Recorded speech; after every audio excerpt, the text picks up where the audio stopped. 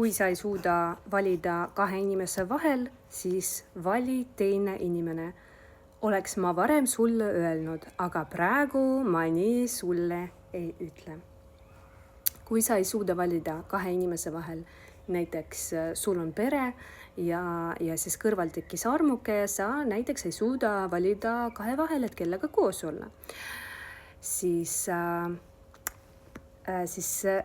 parim viis aru saamaks, kellega ma tahan koos olla, on siis, kui sa astud korraks eemale mõlemast partnerist, nii oma partnerist kui ka armukesest, astud korra üksindusse, võtad 1 kuu, 2 kuud või 3 kuud aega selleks, et endas aru saada, et kellega sa tahaksid koos edasi minna.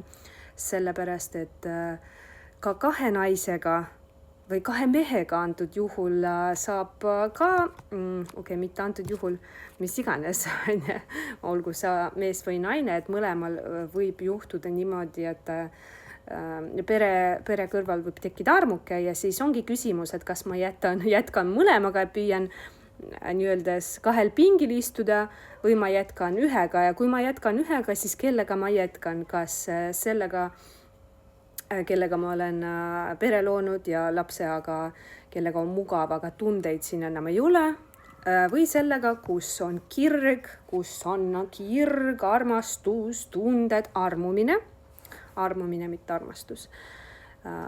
Või ma lähen selle inimesega edasi ja pole vaja hüpata kohe sinna külmasse vette, sellepärast, et armumine on siiski hormoonid ja armumise etapp kestab 2 kuud kuni maksimaalselt 2 aastat, keskmiselt 6 kuni 12 kuud. Ja peale seda need roosad prillid kukuvad eest ära, sest hormoonid lähevad tasakaalu. Ehk siis luba hormoonidel üle minna ja siis püüa vaadata olukorrale selge peaga, et kas see on ikka see inimene, kelle pärast sa jätaksid maha oma pere ja läheksid ja hakkaksid temaga elu lõpuni koos elama, et kas see on ikka see inimene või mille arvelt sa seda otsustad. Kas näiteks hirmu arvelt, mis ma mõtlen selle all? Ma mõtlen seda, et sul on hirm, et kui sa ei otsusta kellega koos olla, siis armuke näiteks loobub sinust, näiteks kui ta pani sulle ultimaatumi, et nüüd sa pead otsustama, kellega sa oled koos, kas minuga või oma naisega.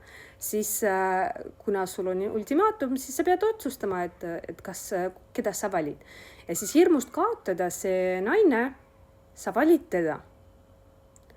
Aga valik, mis on tehtud hirmust, proovige aru saada erinevusest. Kui inimene valib, esimene variant, inimene valib sind, sest ta kardab sind kaotada. Ja teine variant, inimene valib sind, sest ta tahab sinuga koos olla ja ta on sind valinud. Esimene valik on tehtud ebakindlusest, hirmust kaotada, hirmust jääda ilma. Ja teine valik on tehtud kindlusest, kus sa oled kindel, et sa tahad valida seda partnerit ja minna temaga edasi. Proovige mõelda, mis valikuid teie teete oma elus, mille arvelt, mille pealt, mis emotsiooni pealt. Ja eks situatsioon on keeruline. Ja parem on üldse, kui te olete sellises situatsioonis, kus te peate valima kahe inimese vahel, siis parem on üldse mingiks ajaks natuke eemalduda, et tulla nagu naiste või partnerite või meeste mõjuväljast välja, võtta aega iseendale selleks, et jõuda iseendas selgus selle, kellega te tahate edasi koos minna, kellega te tahate oma elu veeta.